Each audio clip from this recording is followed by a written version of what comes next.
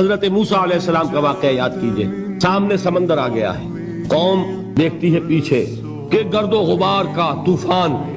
معلوم ہوا کہ فرعون اپنے لشکر سمیت آ گیا ہے. پوری قوم نے کیا کہا؟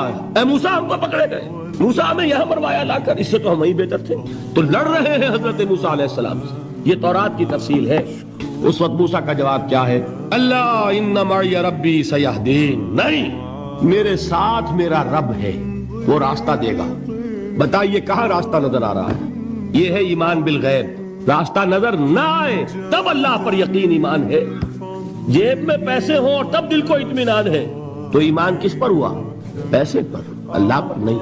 جب وسائل و ذرائع نہ ہو اور پھر یقین ہو اللہ مسبب الاسباب ہے، وہ اسباب کا پابند نہیں ہے، وہ اسباب کا محتاج نہیں ہے، اسباب اس کے محتاج ہیں.